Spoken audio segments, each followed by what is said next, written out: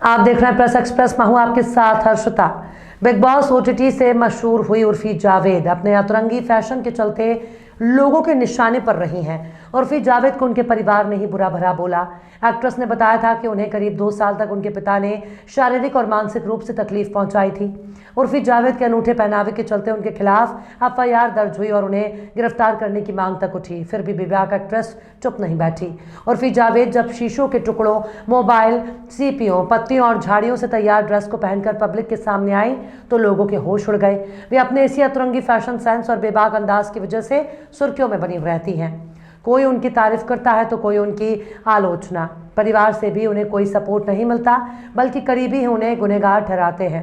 Actress ने एक बातचीत के दौरान अपने पिता पर ही मानसिक और शारीरिक रूप से प्रताड़ित करने का आरोप लगा दिया था। उर्फी ने आरजे सिद्धार्थ कानन को दिए इंटरव्यू में कहा था कि मुझे परिवार का सपोर्ट नहीं मिला। मेरे रिश्तेदारों ने मुझे एडल्ट स्टार कहा।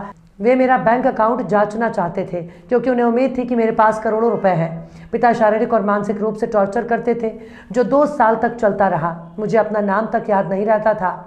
लोग मेरे बारे में बुरी बातें करते थे। मेरे साथ जो हुआ वो किसी लड़की के साथ ना हो। उर्फी ने आगे अपनी तकलीफ बयां करते हुए कहा था, मुझे कुछ भी कहने की मनाही नहीं थी। मुझसे कहा जाता था कि लड़कियों की अपनी कोई आवाज़ नहीं होती, सिर्फ लड़कों को निर्णय लेने का हक है। उर्फी ने घर छोड़ दिया और उन्हें खाने कमाने के लिए काफ़ी संघर्ष करना पड़ा। एक्ट्रेस ने कभी बताया था कि वे हफ्ते भर के लिए दिल्ली के किसी पार्क में रही थी।